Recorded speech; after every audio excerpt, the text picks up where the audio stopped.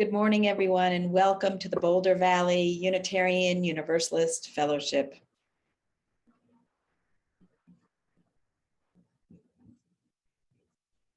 I'm Reverend Lydia Ferrante Roseberry, minister of this beautiful congregation, and I'm joined today by Linda Thornton, our service associate. I'm also grateful to be joined by Reverend Charlie Dietrich from the UU Trauma Ministry, which is providing support to me and the congregation as we navigate this tragedy in our community.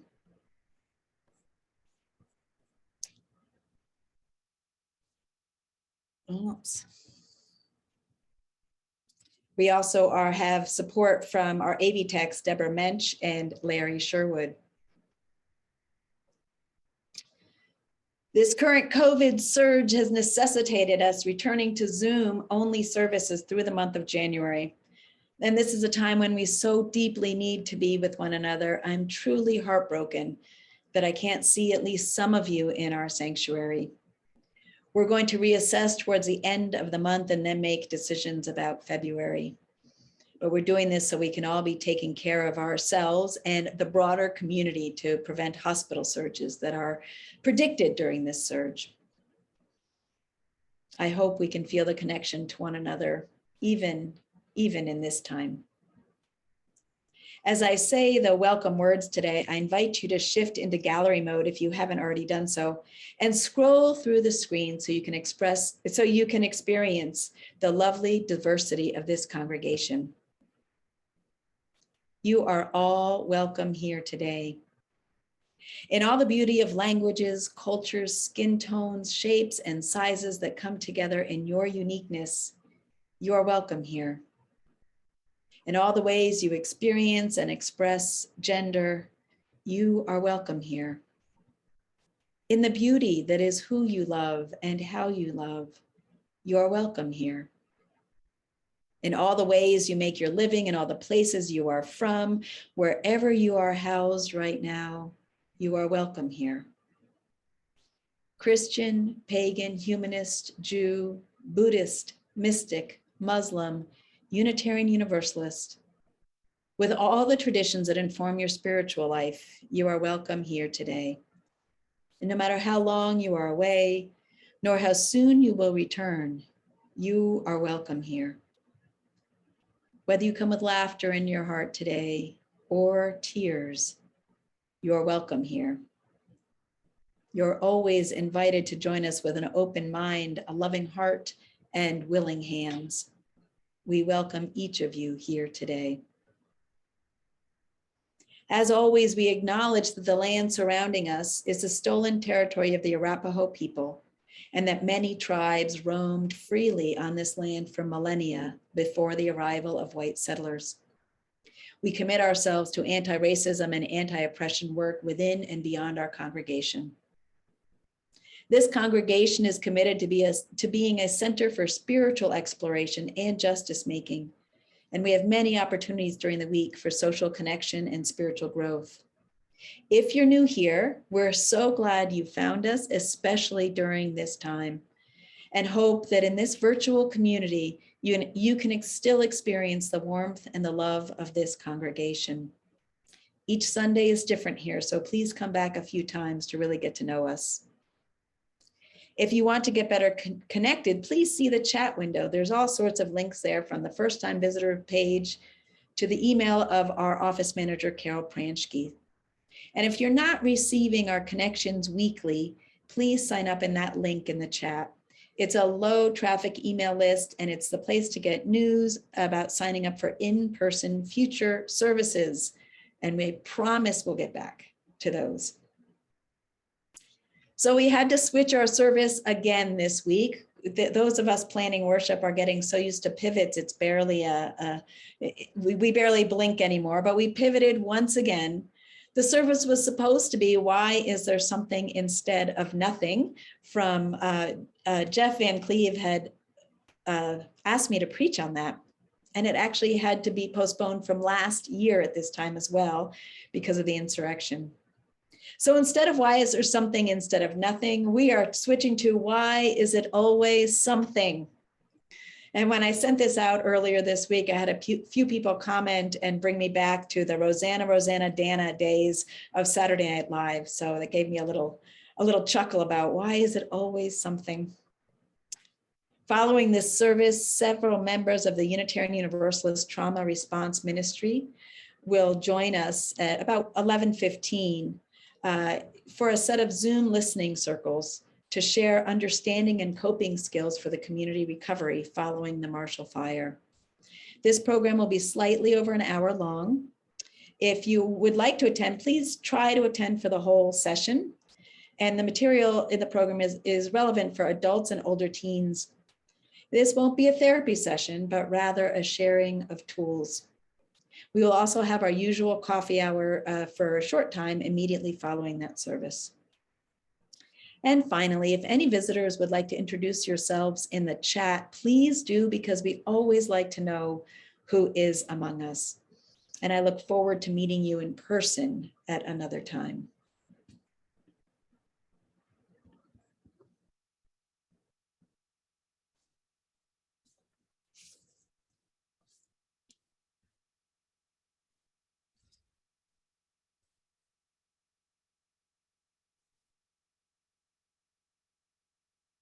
If you have a chalice at home, I invite you to light us with us as Wendy Nelson lights our fellowship chalice.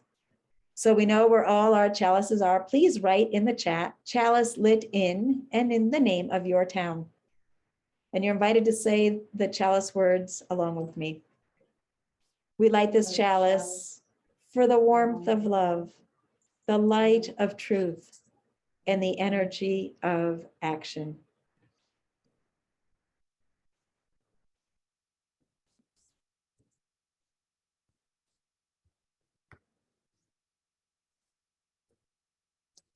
And now I'll sing our bowl again, inviting it to draw you deeper into the present moment and into this, our beloved community.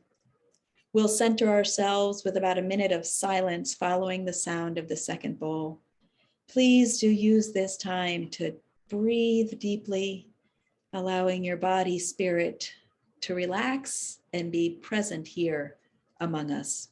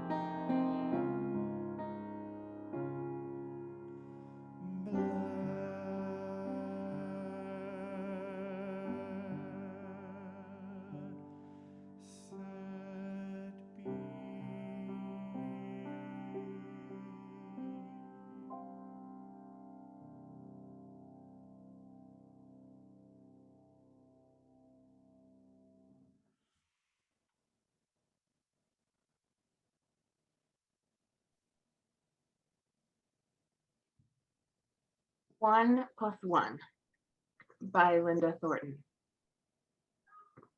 Take one being, one downtrodden, numb being, saturated by trials and tragedies of seemingly no end. +1, another being, another weary, rattled being, who is stunned that their tears don't shed and dry, but just blend. Take one, add one, on a park bench or a church pew where they can sit side by side in brokenness. No meals need be exchanged, no houses built anew, no flowers or cards or of hopefulness. For when one sits down next to one, the air between them begins to hum, and they recognize themselves in the other's face. I am not alone, so you are not alone. We are joined in kinship of the human race. The answer is clear. 1 + 1 = we. And we is enough for today. And thank you to Rev Lydia for inviting the UU Trauma Response Ministry to be with you here today. There's an especially inspiring quote from Elie Wiesel, the author who wrote about surviving in the concentration camps during the Holocaust. One of his quotes is on gratitude. He wrote, "For me, every hour is grace, and I feel gratitude in my heart each time I can meet somebody and look at his or her smile." Now, you may not be feeling that kind of gratitude today, tomorrow, next week, or even several months from now. But I think that Wiesel's words can help us understand our world, our relationships with one another, and the purpose of a faith community. A congregation board president once said their congregation existed to care for one another, especially when there was a profound hurt, and that the best religious communities can then extend that care and compassion in ever-widening circles outside their doors.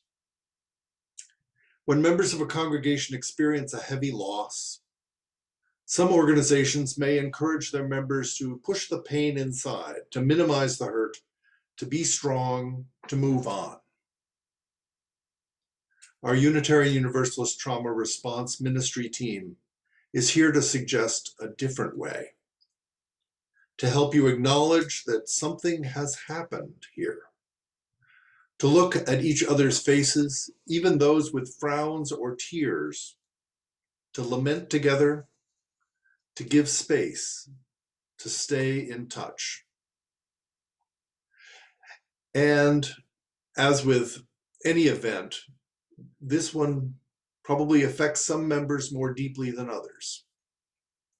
People will have different responses and different ways to cope with the loss and the myriad of feelings that follow it. This loss is traumatic for some of you, and for others, it's not nearly felt so deeply. Grief and loss brings up other times of loss and sorrow as well. There's no way to calculate how deeply the losses from the Marshall Fire will be felt. We cannot know one another's heart. Trauma does not call for judgment. Trauma calls for compassion. Author on congregational systems, Dan Brubaker, has seen two kinds of congregational responses after trauma or a critical incident. The trauma-informed congregation acknowledges what is happening, to folks in the community.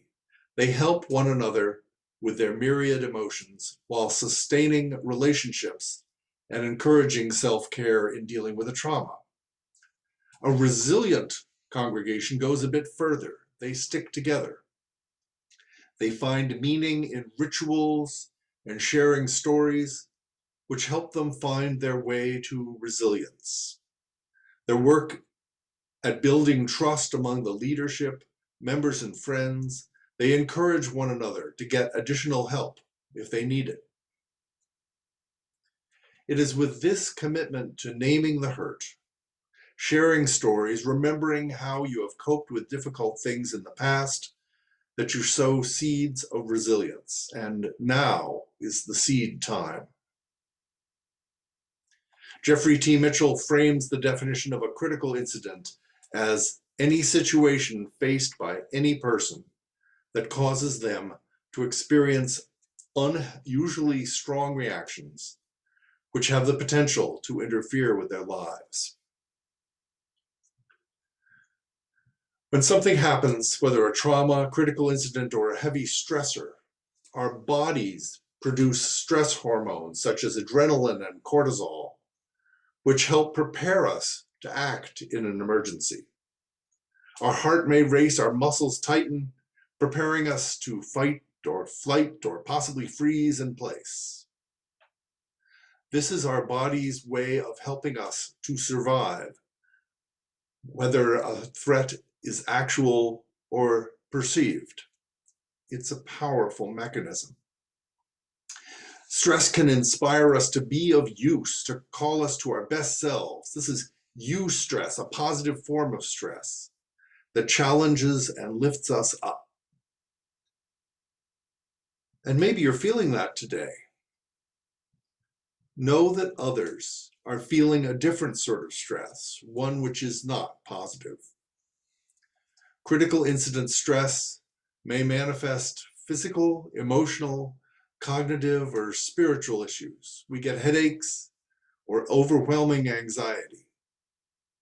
We may feel confusion, which comes as a result of hormones coursing through us.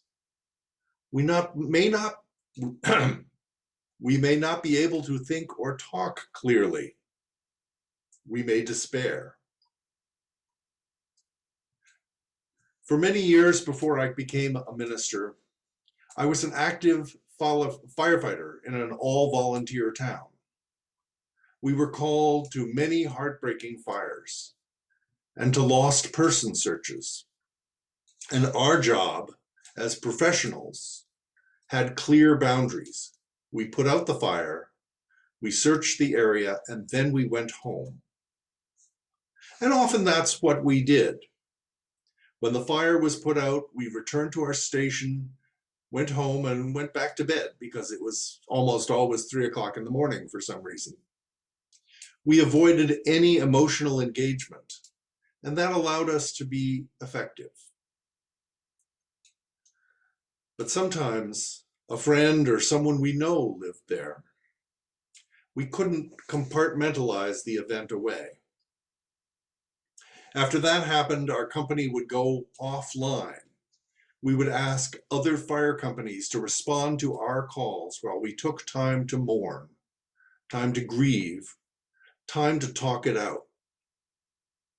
In one case, we called in an outside group to do what was called critical incident stress debrief. It's a process very similar to what we're offering to you today. The outside group gave us some words and awareness we would not have had any other way. Our neighboring fire companies, bless them, gave us space for self-care. Self-care is extremely important when you face something that is overpowering. It's important to eat, rest, exercise, reach out, and care for your soul in ways that work for you. Often we ask people to think of any effective ways they have handled stress before. We'd say, do you walk, meditate, pray, or read a beloved book? Do you like to journal, listen to your favorite music, or paint? When stressed, you might not remember to do what you love, what calms and centers you. Perhaps you put on a brave face, hiding the hurt. Perhaps you're ashamed to look at the faces of others. We are here to remind you of what you already know.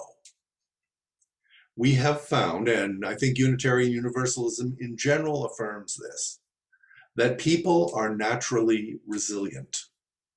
People are hardwired to make it through the tough times and come out on the other side. We are more likely to be able to heal and transform our lives if we have others around to catch us, listen to what weighs on our hearts, and to be present when peace seems so far away. I'm glad you are here. You are courageous enough to show up today. Listen to one another's stories, hear one another's pain and joys. Apply that courage to all your generations, from the youngest ones among you to the youth, to adults, from millennials to elders. Reverend Lydia sent out some of our PDF files describing common signs and symptoms of critical incident stress, and some things you can try to get yourself through this time. We have another sheet that offers signs of stress in young children and youth, and strategies to help them reduce stress and manage it. Our voluntary ministry is dedicated to helping congregations like yours in times like this. And that can take time. I spoke of the chemical effects on our brains and bodies immediately following an incident. There may be a time when there's lots of energy and action. That's commonly called the rescue, heroic, or miracle phase. We know, however, that there's a life cycle to a disaster and its aftermath. Major trauma will then have a honeymoon phase where the community really comes together. People have shared from a very deep place and they feel that the worst is over. Faith communities work like never before.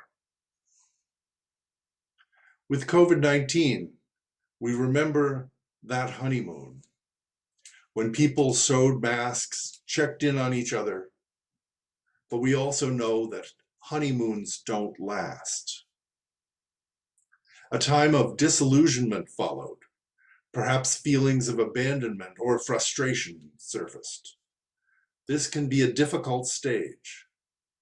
We build resilience when we take the time to recognize our own hurt and grief, when we are tender to the disappointing people who grieve or argue or withdraw. Each traumatic event has its own timetable. One day, a reconstruction phase will create a time of new beginnings and hope. One day. And still, anniversaries, memorials, and other similar events can reignite old pain and grief. You in Colorado know this. My firefighting experience has taught me that travel past certain locations may always cause sadness. You are not alone, even though you may feel this at times. Your fellowship is part of something larger and deeper than your congregation alone. The UU Trauma Response Ministry thanks you for reaching out as part of the web of help. We see you. We see the struggle your leaders face. Be gentle with yourselves, my friends, and with one another. You will make it through the heartache together. Amen.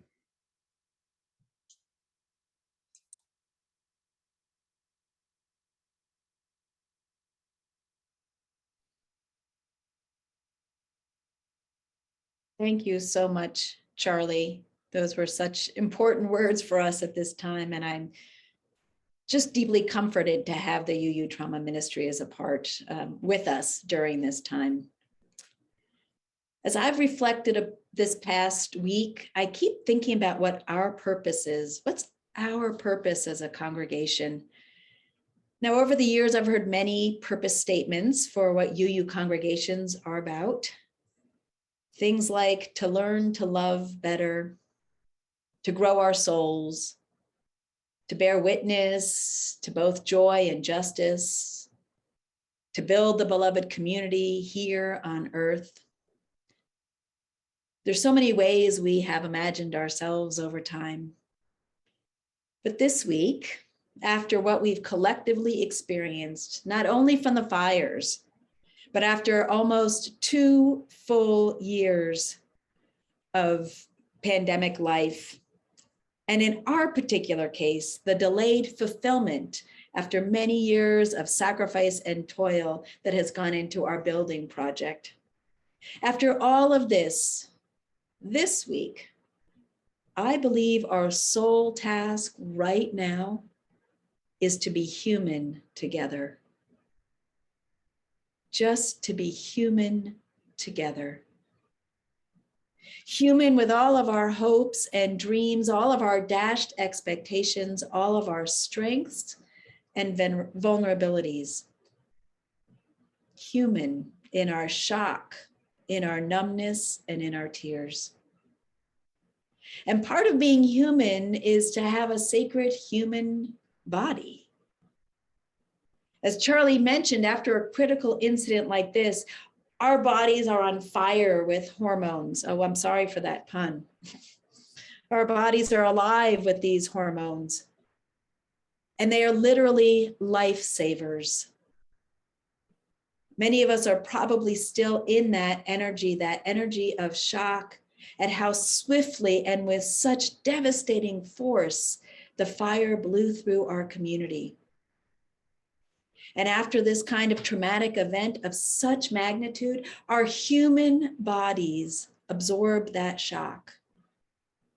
It penetrates in ways, and it can remain there stuck unless we bring a lot of attention to our humanness in its physical form. So I'm going to invite you to join me in a body scan meditation right now. And I've adapted it from a couple of meditations found in Resmaa Menakem's book, My Grandmother's Hands. His book focuses on racialized trauma, but the body practices are applicable to all human bodies at any time. So if you will, I invite you to sit comfortably if you're seated, take in a few breaths, and allow the air to move in and out of your body. Pay attention to its movement.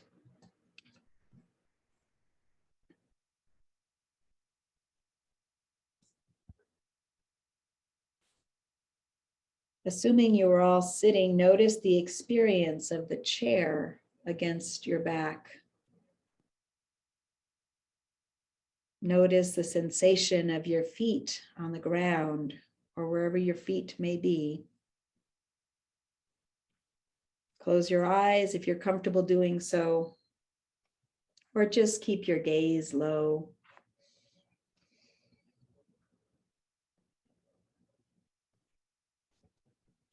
Now, starting with the top of your head, slowly scan your body from top to bottom. Pay attention to each part, moving your attention downward. Notice and bring awareness to where there is pain or discomfort or constriction. And notice and pay attention to where there is relaxation or expansiveness. First, move slowly down your forehead, then through your face, down your neck.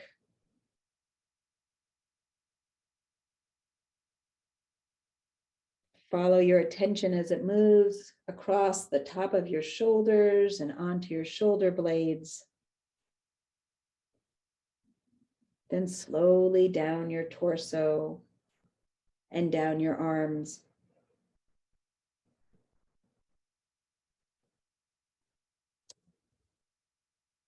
Allow your attention to descend into your hands, spreading into your fingers and then out your fingertips.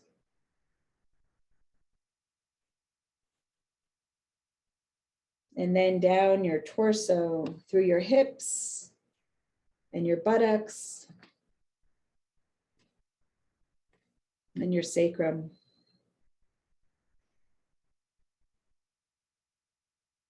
Continue moving down your legs, through your knees, down through your ankles.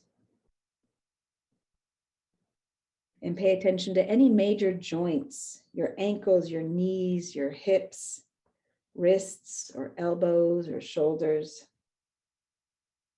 These are the spots where energy often gets blocked. And if you feel the urge to move any of those joints, please do.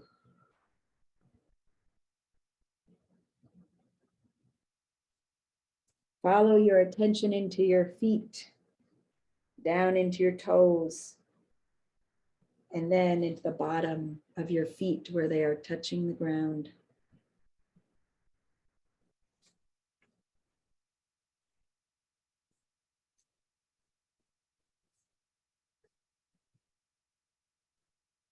And as you are paying attention to those, your whole body, ask yourself where you experience fear in your body.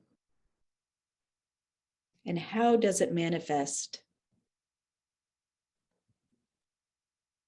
Is it tightness or a painful radiance like nerve pain? Or is it just a numb or a dead hard spot?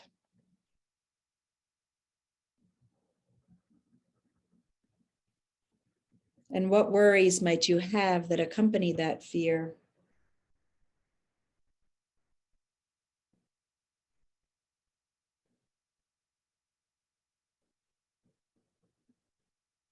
What pictures in your mind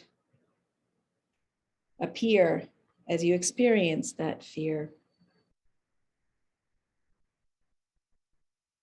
And if your body, spirit, or mind don't want to go to this place, back away from it.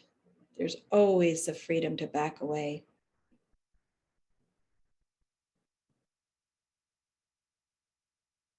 Again, rooted in your own body, can you sense hope? And where is that?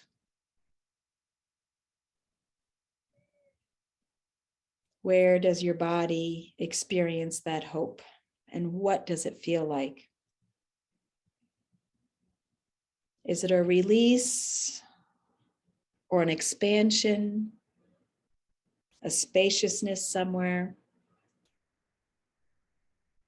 Or is it even a tightening that is born of an eagerness, perhaps an eagerness to serve, to repair?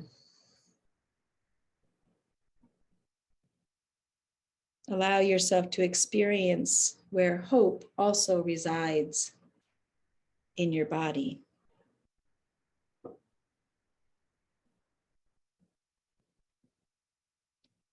And if your body feels both hopeful and afraid, congratulations, you are alive.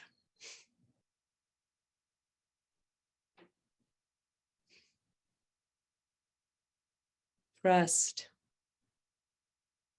that no matter what you are feeling can be handled. Trust that you are not needing to handle it alone. And as you are ready, you can come back into this space and this community, feeling our interconnection with one another, even as we join together on Zoom.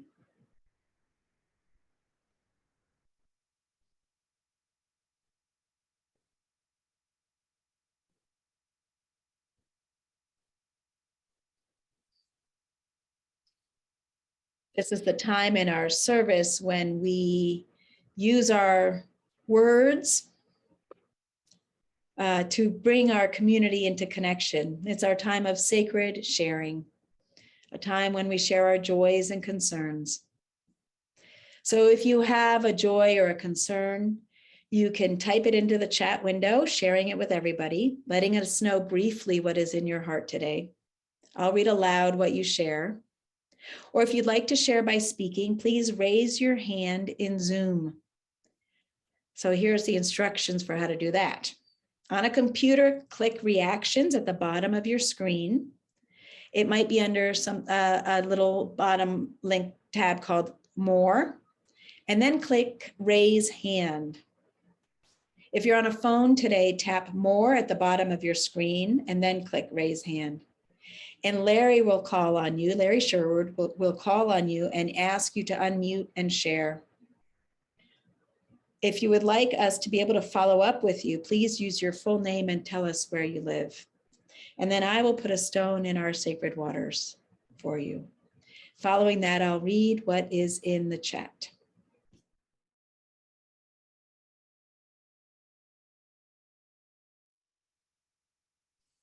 Beloveds, in these days, we have been called to invoke a compassion greater than we've ever known, as we all experience everything that comes in the aftermath of a disaster of this magnitude. Let us love one another first and foremost. Let us love one another in our very humanness, through the adrenaline rush, through the disbelief, through the tears, through the anguish, and through the displaced anger that will surely arise.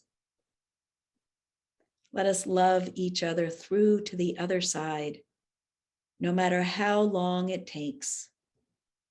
Another side that is in the far off distance that we can but only faintly imagine right now, where our lives, not our homes or our belongings, but our very lives are rebuilt out of threads of resilience, of love, and of courage, braided together day by day by our collective trials and our caring for one another. Blessed be. Amen. I love you, and my heart is with you.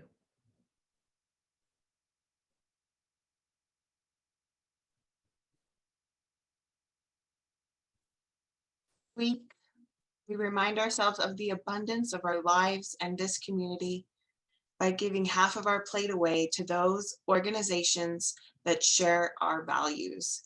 Today, we will share our plate with the Boulder County Community Foundation Wildfire Fund.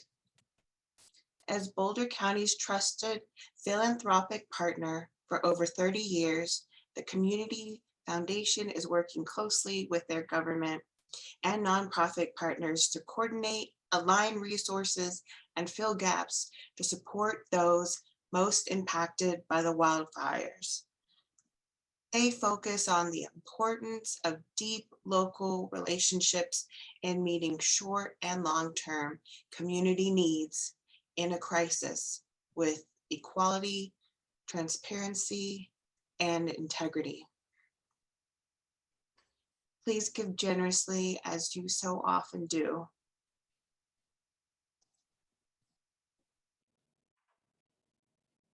For the work of this fellowship, bringing love, reason, compassion, and justice to this world, and to the Boulder Community Foundation Wildfire Fund, we dedicate our offerings.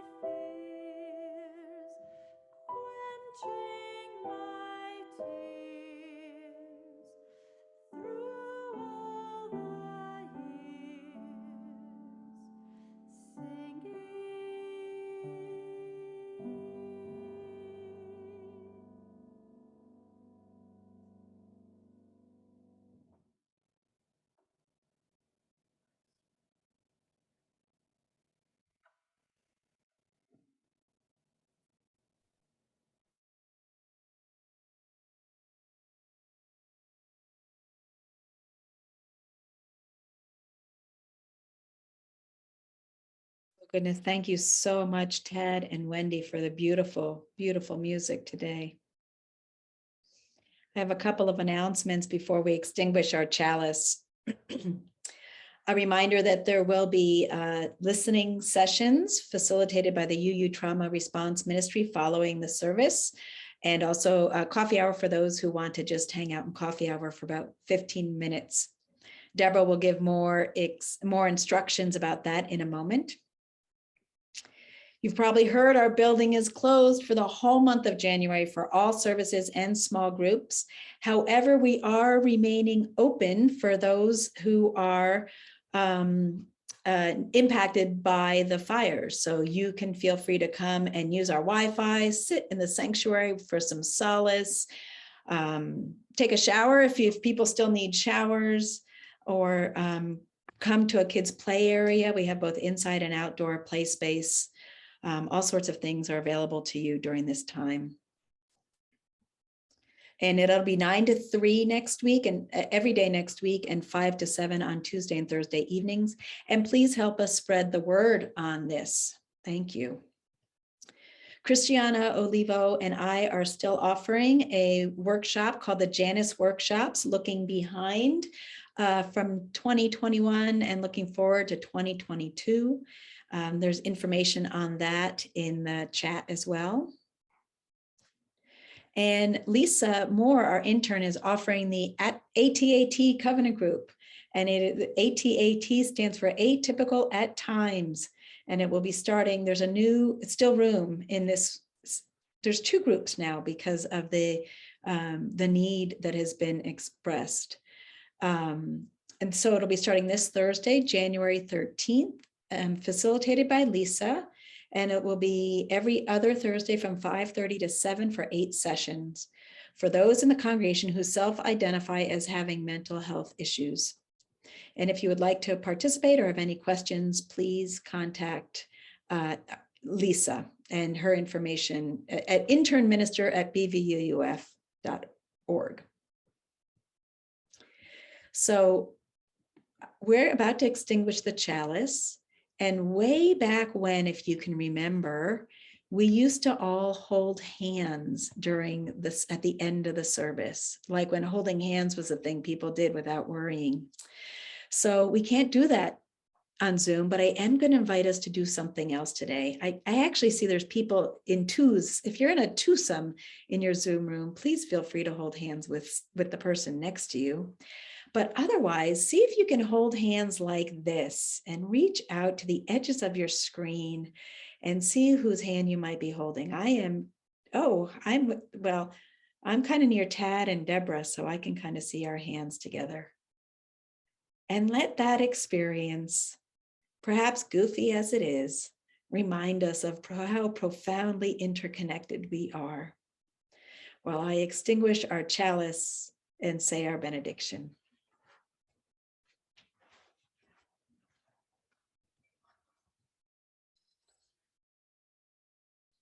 We extinguish this chalice, but not the warmth of love, the light of truth, or the energy of action. These we carry in our hearts until we meet again. Beloveds, if nothing else, we have each other. 1 + 1 is we. And we are resilient, courageous, and full of love. May we go forth never feeling alone, knowing that we have one another and the love and courage of life with us. Blessed be. Amen. We'll let Deborah explain a little bit about coffee hour moving forward.